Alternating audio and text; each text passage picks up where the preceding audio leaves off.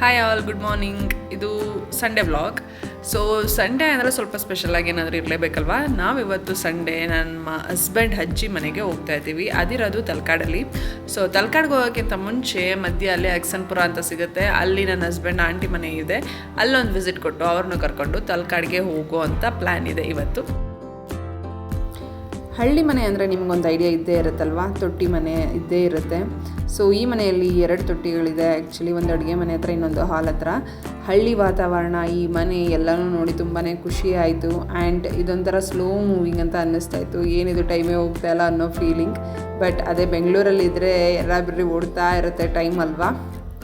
So ನಾವು ಅಲ್ಲೇ breakfast ಮುಗಿಸಿದ್ವಿ. ನಾವು ಬರ್ತಿದ್ದೀವಿ ಅನ್ನೋದಕ್ಕೋಸ್ಕರ ಪೊಂಗಲ್ ಆ್ಯಂಡ್ ಸ್ವೀಟ್, ಕೇಸರಿ ಬಾತ್ ಎಲ್ಲ ಮಾಡಿದರು. ಎಲ್ಲ ಅಲ್ಲೇ ಮಾತಾಡಿ ಬ್ರೇಕ್ಫಾಸ್ಟ್ ಮುಗಿಸಿ ನನ್ನ ಮಗನ ಸ್ವಲ್ಪ ಹೊತ್ತು ಆ ತೊಟ್ಲಲ್ಲೇ ಆಟ ಆಡಿಸಿದ್ವಿ.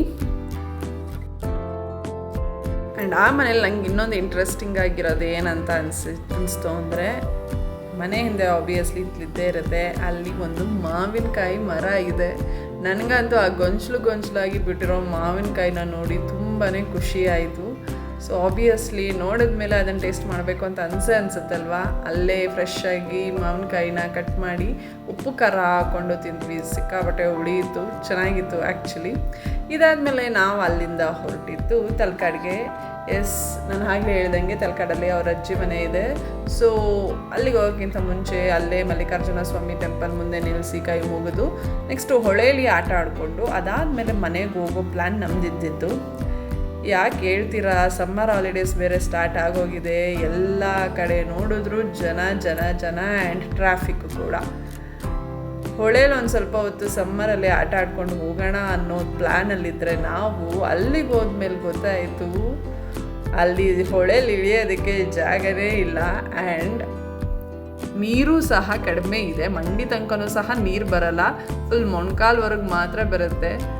ಇಟ್ಸ್ ಓಕೆ ಅಂದ್ಬಿಟ್ಟು ಅದೇ ನೀರಲ್ಲಿ ಸ್ವಲ್ಪ ಆಟ ಆಡ್ಕೊಂಡು ಬರೋಣ ಅಂತ ಹೊರಟೆ. ನೀರೇನು ತುಂಬ ತಣ್ಣಗಿರಲಿಲ್ಲ. ಎಷ್ಟು ಬಿಸಿಲಿತ್ತು ಅಂದರೆ ಆ ನೀರು ಸಹ ಬೆಚ್ಚಗೆ ಇತ್ತು. ಎಷ್ಟು ಬಿಸಿಲಿತ್ತು ಅಂತ ಅಂದರೆ ನೀರಲ್ಲಿ ಆಟ ಆಡಿದ್ರು ಸಮಾಧಾನ ಆಗಲಿಲ್ಲ. ಸೊ ಅಲ್ಲಿಂದ ಬಂದು ಒಂದು ಗೋಲಿ ಸೋಡಾ ಕುಡಿದ್ವಿ. ಅಲ್ಲಿಂದ ಮನೆಗೆ ಹೊರಟು ಅಲ್ಲಿ ಊಟ ಮಾಡಿ ಸ್ವಲ್ಪ ಹೊತ್ತು ರೆಸ್ಟ್ ಮಾಡಿ ಟೆಂಪಲ್ ವಿಸಿಟ್ನ ಸ್ಟಾರ್ಟ್ ಮಾಡಿದ್ವಿ. ಈ ತಲಕಾಡು ಎಂಬ ಸ್ಥಳ ಏನಾಗಿದೆ ಅಂತ ಅಂದರೆ, ಕಾವೇರಿ ದಂಡೆಯಲ್ಲಿರುವಂತಹ ಒಂದು ಪಟ್ಟಣವಾಗಿದ್ದು, ಇಲ್ಲಿ 30ಕ್ಕೂ ಹೆಚ್ಚು ದೇವಸ್ಥಾನಗಳು ಇತ್ತು ಅಂತ ಹೇಳ್ತಿದ್ರು. ಬಟ್ ಅದು ಈಗ ಕೆಲವೊಂದು ಮರಳಲ್ಲಿ ಮುಚ್ಚೋಗಿದೆ. ಆ್ಯಂಡ್ ಇದು ಮೈಸೂರಿಂದ 45 ಕಿಲೋಮೀಟರ್ ದೂರದಲ್ಲಿದೆ, ಬೆಂಗಳೂರಿಂದ 133 ಕಿಲೋಮೀಟರ್ ದೂರದಲ್ಲಿದೆ.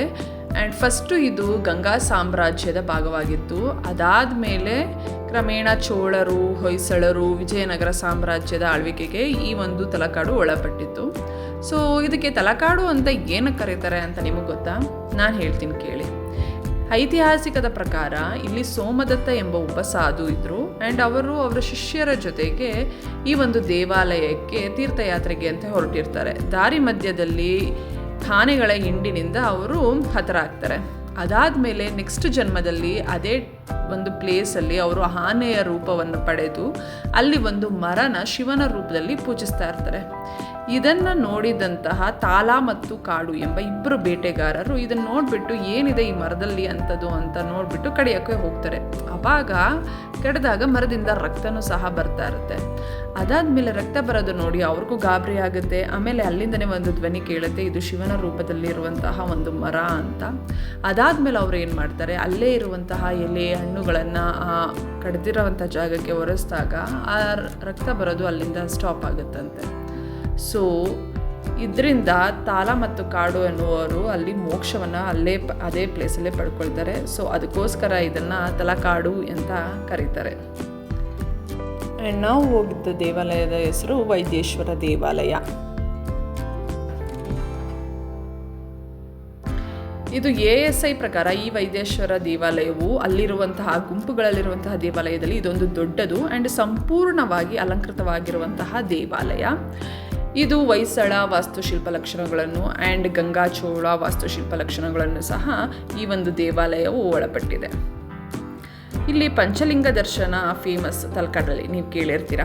ಸೊ ಆವಾಗ ಪಂಚಲಿಂಗ ದರ್ಶನದಲ್ಲಿ ವೈದ್ಯೇಶ್ವರ, ಪಾತಾಳೇಶ್ವರ, ಮರುಳೇಶ್ವರ, ಮಲ್ಲಿಕಾರ್ಜುನೇಶ್ವರ, ಅರ್ಕೇಶ್ವರ, ದೇವಾಲಯಗಳನ್ನು ಈ ಪಂಚಲಿಂಗ ದರ್ಶನ ಒಳಗೊಂಡಿದೆ. ಸೊ ಈ 5 ಶಿವಗಳ ದರ್ಶನವನ್ನು ಪಡೆದಾಗ ಶಾಂತಿ ಮತ್ತು ಸಮೃದ್ಧಿಯು ದೊರೆಯುತ್ತದೆ ಎಂದು ಇಲ್ಲಿನ ನಂಬಿಕೆ. ಅದಾದಮೇಲೆ ನಾವು ನೆಕ್ಸ್ಟ್ ಹೊರಟಿದ್ದು ಕೀರ್ತಿನಾರಾಯಣ ದೇವಾಲಯ. ಇದನ್ನು ನಾರಾಯಣ ಸ್ವಾಮಿ ದೇವಾಲಯ ಅಂತಲೂ ಕರೀತಾರೆ. ಈ ದೇವಾಲಯನ ಹೊಯ್ಸಳ ರಾಜ ವಿಷ್ಣುವರ್ಧನ ನಿರ್ಮಾಣ ಮಾಡ್ತಾನೆ. ಅದು ಕ್ರಿಸ್ತಶಕ 1117ರಲ್ಲಿ. ಈ ದೇವಾಲಯದಲ್ಲಿರುವಂತಹ ಪ್ರಮುಖವಾದ ದೇವರು ಯಾವುದು ಅಂದರೆ ಕೀರ್ತಿನಾರಾಯಣ ಪೆರುಮಾಳ್ ಅಂತ. ಈ ವಿಗ್ರಹವು ಶಂಖ, ಚಕ್ರ ಆ್ಯಂಡ್ ಗದೆಯನ್ನು ಹಿಡಿದುಕೊಂಡು ಗರುಡ ಪೀಠದ ಮೇಲೆ 9 ಅಡಿ ವಿರಾಜಮಾನವಾಗಿದೆ. ಇದರ ಐತಿಹಾಸಿಕ ಮಹತ್ವ ಏನು ಅಂತ ಅಂದರೆ ಕ್ರಿಸ್ತಶಕ 1117ರಲ್ಲಿ ಹೊಯ್ಸಳ ವಂಶದ ರಾಜ ವಿಷ್ಣುವರ್ಧನನು ತಲಕಾಡನ್ನು ಚೋಳರಿಂದ ವಶಪಡಿಸ್ಕೊಳ್ತಾನೆ. ಸೊ ಅದಕ್ಕೋಸ್ಕರ ಅವನಿಗೆ ತಲಕಾಡು ಗೊಂಡ ಎಂಬ ಬಿರುದು ಸಹ ಪಡಿತಾನೆ.